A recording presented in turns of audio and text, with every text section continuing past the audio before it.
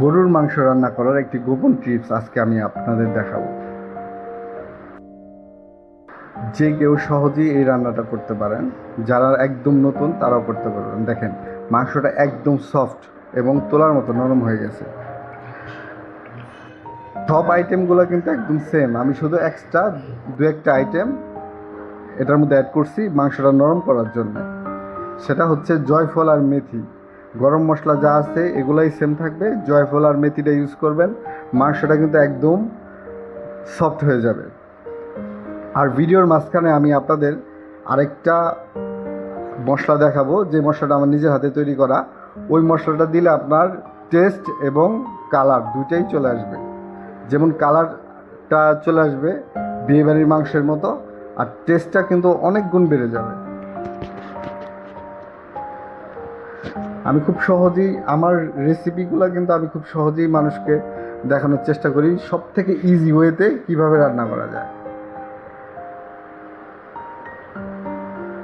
যারা আলু পছন্দ করেন তারা আলু দিতে পারেন, যারা আলু পছন্দ না করেন তারা এমনিতেই রান্না করতে পারেন। জাস্ট আমার এটা ভালো লাগে তাই দিছে। এটা হচ্ছে আপনার ওই মশলাটা যেটা আমি আপনাদের একটু আগে বললাম, গোলমরিচ, শুকনো মরিচ আর হচ্ছে আপনার জিরা। এই তিনটা প্রথমে ভেজে নিতে হবে, তারপর আপনার গুঁড়া করে এটার মধ্যে দিয়ে দেবেন। ব্লেন্ডারও করতে পারেন, পাটায় বেটেও নিতে পারেন। তো আমাদের এই চ্যানেলটা নতুন, যাদের বিফ পছন্দ বা রান্না পছন্দ তারা আমাদের চ্যানেলটাকে সাবস্ক্রাইব করবেন, এবং আপনাদের জন্য নতুন নতুন আরও রেসিপি যেন আমরা নিয়ে আসতে পারি, এই জন্য আমাদের চ্যানেলটাকে সাবস্ক্রাইব করবেন।